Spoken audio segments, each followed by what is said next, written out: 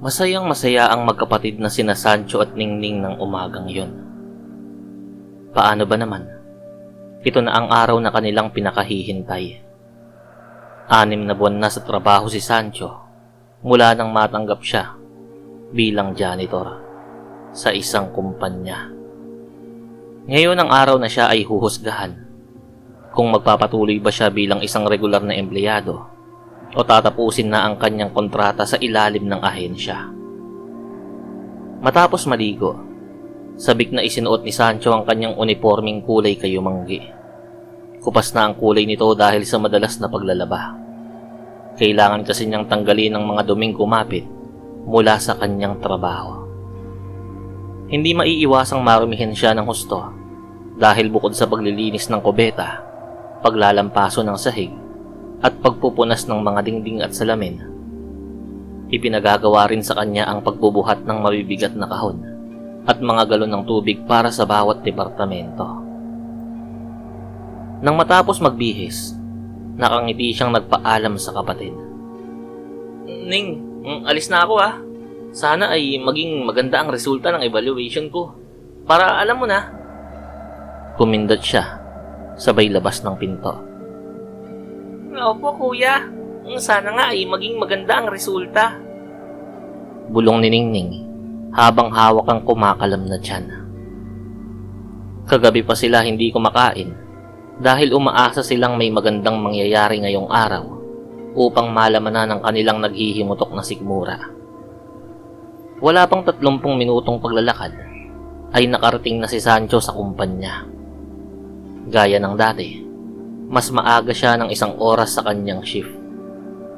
Wala pa ang mga boss at ibang empleyado, ay nagsimula na siya sa paglilinis ng mga kubeta, paglalampaso ng pasilyo, at pagpupunas ng mga mesa upang matiyak na walang alikabok.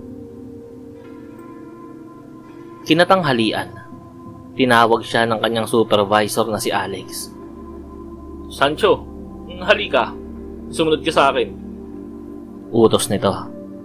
Sandaling ngumiti si Alex, pero agad ding bumalik ang pagkakabusangot ng mukha nito.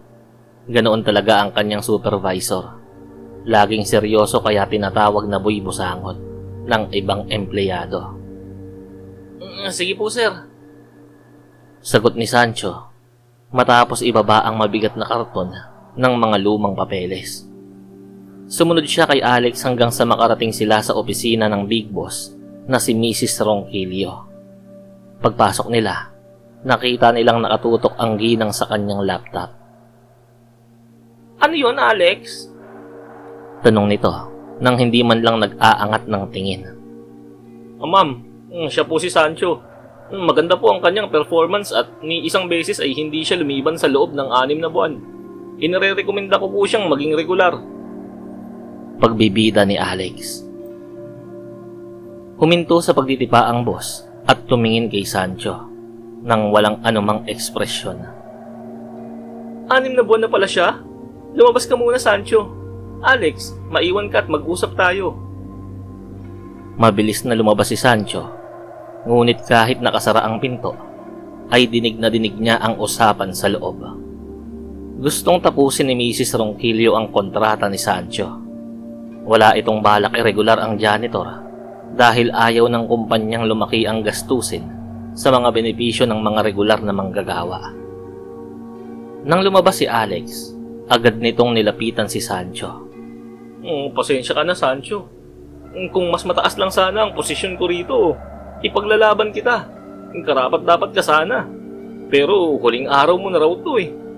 Huling araw ko na rin naman dahil aalis na ako dito. Hindi ko na matiis ang bulok na sistema ng kumpanyang to eh. Nang makalayo ang supervisor, isang matamis na ngiti ang sumilay sa mukha ni Sancho. Nang gabi rin yun, habang nagmamaneho si Mrs. Ronquillo, naramdaman niya ang isang malamig na talim sa kanyang leeg. Isang pamilyar na boses ang narinig niya mula sa likuran. Magandang gabi po, ma'am. Itabi mo muna yung sasakyan sa gilid. Walang nagawa ang ginang kundi iparada ang kotse sa ilalim ng madilim at liblib na lugar. Huwag mo akong patayin. Ire-regular kita. Yung supervisor mo, si Alex ang ayaw sa'yo. Sabi niya tamad ka raw eh. Nagmamakaawang sigaw ni Mrs. Ronquillo. Tarantado. Pati ang masipag at mabuting tao gagawan mo ng kwento. Tumawa ng malutong ang lalaki. At sino bang nagsabi sa'yong gusto kong maregular? Kasunod nun ay ang mabilis na paggilit sa leeg ng ginang. Pag-uwi ni Sancho, sabik siyang sinalubong ni Ningning. Ibinaba niya ang bitbit na sako mula sa kanyang balikat. Hindi na napigilan ni Ningning ang magbago ng anyo. Tinubuan siya ng makakapal na balahibo, humaba ang mga kuko, at nagkaroon ng matutulis ng ngipin. Dahil bata pa, hindi pa niya kontrolado ang kanyang pagbabagong anyo.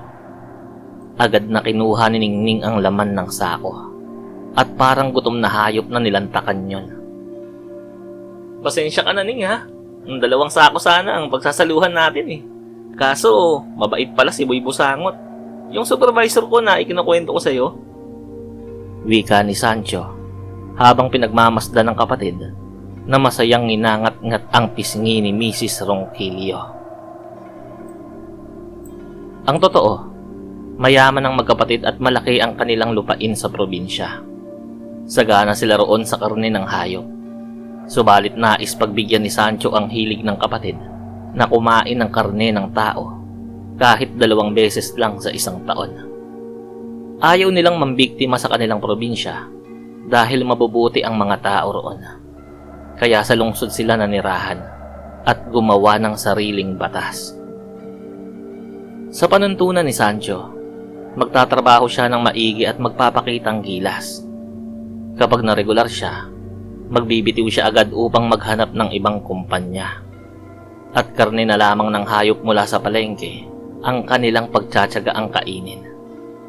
Ngunit kapag hindi siya na-regular, siguradong magiging pagkain nila ang sino mang humarang sa karapatan ng isang empleyado na ibinigay ang lahat para sa kumpanya.